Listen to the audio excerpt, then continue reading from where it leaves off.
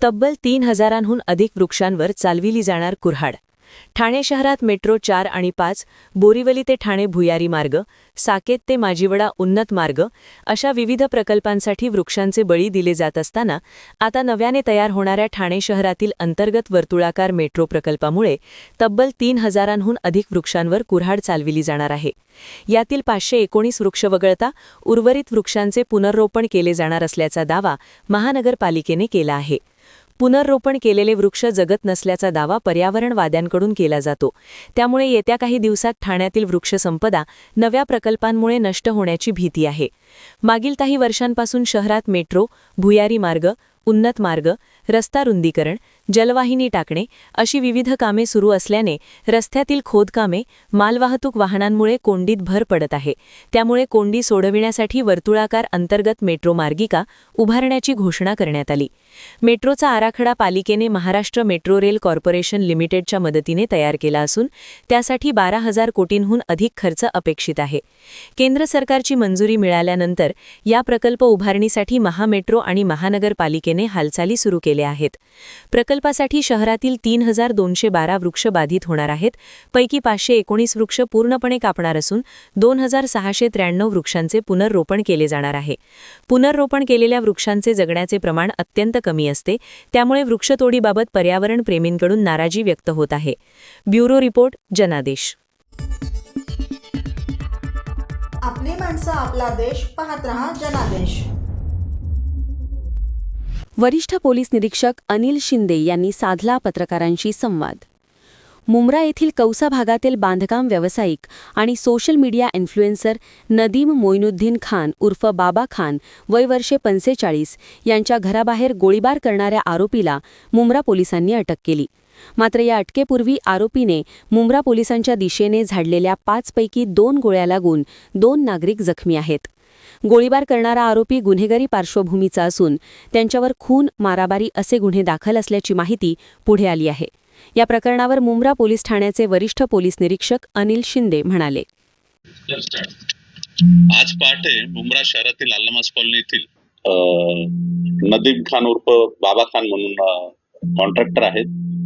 ते अल्मास कॉलनीत राहतात। त्यांच्या घरावर सकाळी 4:45च्या दरम्यान एक हवेत आणि 2 त्यांच्या पार्क असलेल्या गाडीवर एक गावठी कट्ट्यातनं 2 राऊंड फायर केले एका युवकाने, अशी माहिती कंट्रोलला मिळाली। कंट्रोलने आपल्या पोलीस स्टेशनला सांगितले तर मुंब्रा पोलीस स्टेशनचे एपीआय तेजस सावंत साहेब डीबीचे आणि त्यांच्यासोबत एपीआय अनिल सोनवणे साहेब, तर या सर्व टीमने तेथे तात्काळ धाव घेतली आणि त्यांना अशी माहिती मिळाली तिथे गेल्यानंतर की सदर आरोपी हा शिरडायगर हद्दीमध्ये आचार गल्लीकडे पळालेला आहे। तो ऍक्टिवा सारखी गाडी होती तिच्या मागे, तर त्याच्या सर्व आमच्या टीमने 2 व्हीलरवर फायरिंग केली। तेथे तो शिरडायगर हद्दीत सुद्धा फायरिंग करत होता, तर तेथे नागरिक जमलेले होते। त्याच्याकडे दोन्ही हातांमध्ये 2 वेपन होते। तर तेथे पोलीस आणि पब्लिक अशा दोघांनी मिळून त्याला पकडलं, त्याचे सगळे राऊंड फायर झाल्यानंतर, आणि पोलिसांनी प्रत्युत्तर दिले असते परंतु त्याच्यामध्ये जनतेला धोका निर्माण झाला असता। त्यामुळे पोलिसांनी स्वतःवर कंट्रोल केला आणि त्याला शिताफीने जनतेच्या मदतीने पकडलेले आहे। त्यामध्ये 2 नागरिक जखमी झालेले आहेत। सदर घटनेची माहिती कळताच सर्व वरिष्ठ अधिकारी येथे पोहोचलेले आहेत आणि तपास चालू आहे। सदर आरोपी हा मूळचा दिल्ली येथील असून तेथे त्याच्यावर बरेचसे गंभीर गुन्हे दाखल आहेत। 3-4 मर्डर आहेत। तिहार जेलमध्ये सदर आरोपी 8 वर्ष राहिलेला आहे। मागील 15 दिवसापासून तो इथे राहण्यास आलेला होता। त्याचा चुलत भाऊ जो आहे तो त्याच्यासोबत आलेला होता। ते कामाच्या शोधात इथे आलेले होते आणि त्याच्या जीविताला धोका होता। तिहार जेलमध्ये त्याचे कोणाशी वाद झालेले होते। त्या अनुषंगाने बुवा इथे सुरक्षित आपल्याला कोणी ओळखणार नाही, काहीतरी मोलमजुरीचे काम करून इथे राहू ह्या दृष्टीने तो आला होता असं सध्या सांगत आहे। परंतु सदर गुन्ह्याला थोडाच अवधी झालेला आहे, त्यामुळे पूर्ण सखोल चौकशी करण्यात आलेली नाहीये. सखोल चौकशी चालू आहे. सखोल चौकशी अंती जे काही निष्पन्न होईल ते आपल्याला पूर्ण माहिती देण्यात येईल. मुंब्रा येथील कौसा परिसरातील अरमान कोऑपरेटिव्ह हाऊसिंग सोसायटीमध्ये बांधकाम व्यावसायिक आणि social media influencer Nadeem Moinuddin Khan उर्फ बाबा खान हे राहतात. शनिवारी पहाटे 4:54 त्यांच्या घराबाहेर अज्ञात व्यक्तीने गोळीबार केला. या गोळीबाराच्या घटनेमुळे परिसरात काही काळ तणावाचे वातावरण निर्माण झाले. याबाबत माहिती मिळताच मुंब्रा पोलीस ठाण्याचे सहाय्यक पोलीस निरीक्षक सावंत आणि सोनवणे तसेच बीट क्रमांक 3चे पोलीस तात्काळ घटनास्थळी दाखल झाले. खान यांच्या घराबाहेर उभी असलेल्या कारवर 2 गोळ्या झाडण्यात आल्या, तर 1 गोळी हवेत झाडण्यात आल्याचे पोलिसांना तपासणी दरम्यान दिसून आले. तर गोळीबार करणारा शहाबाद उर्फ शंभू मुन्ना शमशाद कुरेशी हा मूळचा उत्तर प्रदेशचा रहिवाशी आहे. त्याचे दिल्लीतील काही गुन्हेगार टोळ्यांशी संबंध आहेत. त्यांच्यावर 8 ते 10 मारामारीचे तर 3 खुनाचे गुन्हे दाखल आहेत. तो 8 वर्षे तिहार जेलमध्ये बंदिस्त होता. 15 दिवसांपूर्वीच कामधंद्याच्या शोधात तो मुंब्र्यात राहण्यासाठी आला होता, अशी माहिती वरिष्ठ पोलीस निरीक्षक अनिल शिंदे यांनी दिली. ब्युरो रिपोर्ट, जनादेश. आपली माणसं, आपला देश. पाहत रहा जनादेश.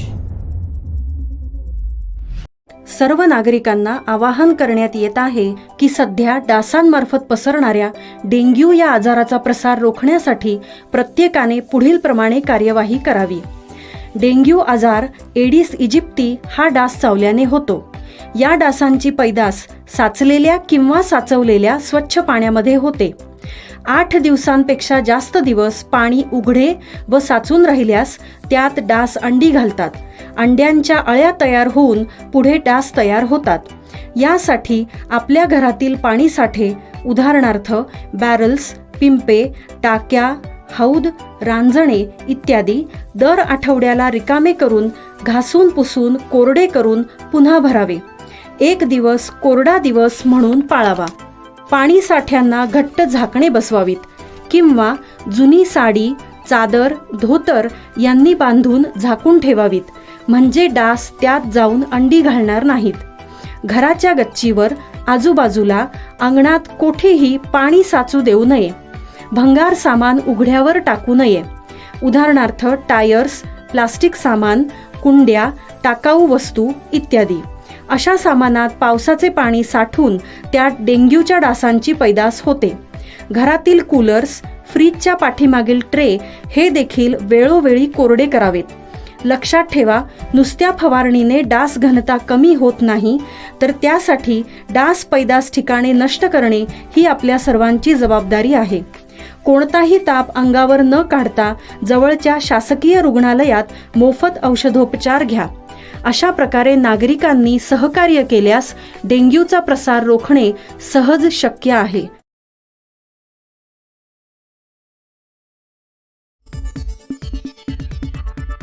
आपली माणसं, आपला देश. पाहत रहा जनादेश. पश्चिम बंगालमधील घटनेवर आमदार चित्रा वाघ यांचा निषेध. संविधानावर बोलणारे त्याचे आचरण मात्र करत नाहीत.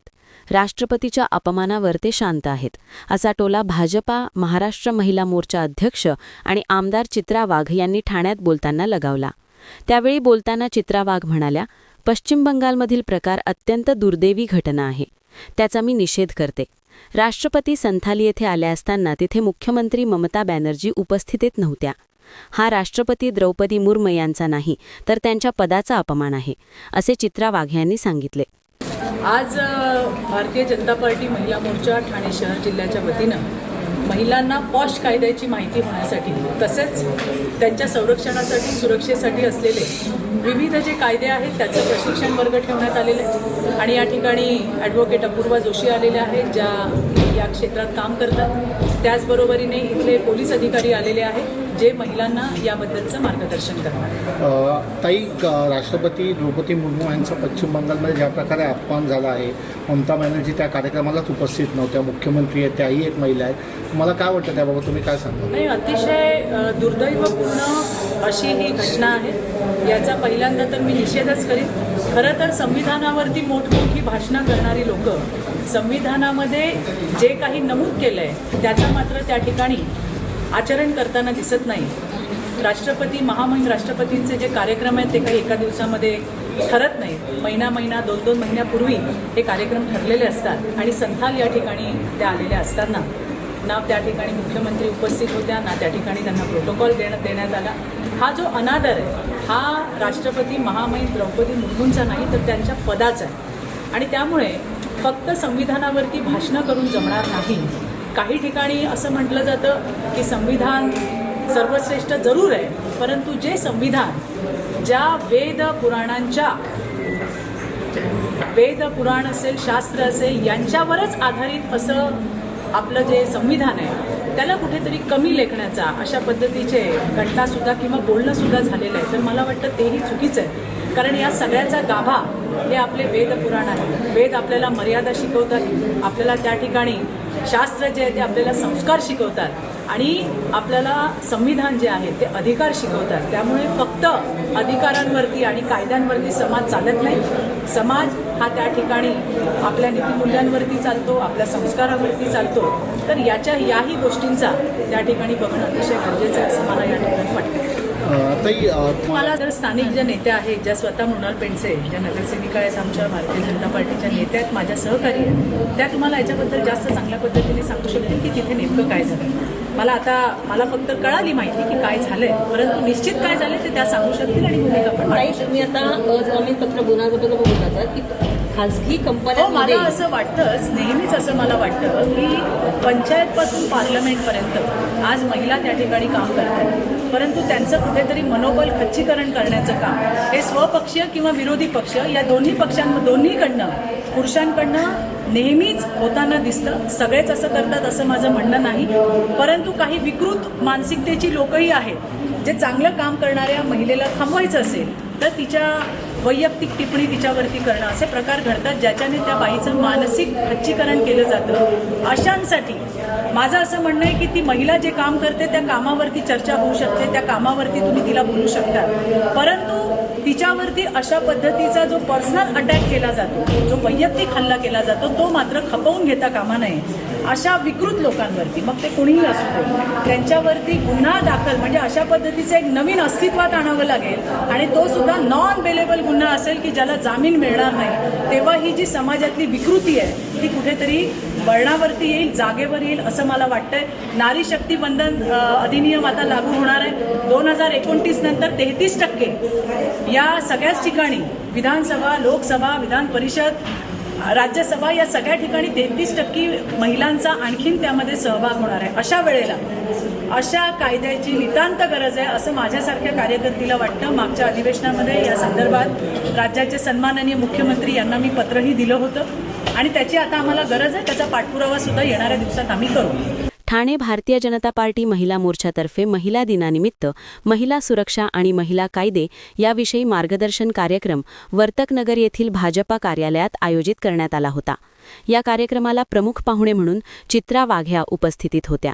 यावेळी भाजपाचे ठाणे शहर अध्यक्ष संदीप लेले, महिला अध्यक्ष स्वप्नाली साळवी, नगरसेविका मृणाल पेंडसे, नगरसेविका नंदा पाटील, नगरसेविका माधुरी मेटांगे, नगरसेविका प्रतिभा मढवी, नगरसेविका स्नेहा आंब्रे तसेच महिला वर्ग मोठ्या संख्येने उपस्थितीत होता. ब्युरो रिपोर्ट जनादेश.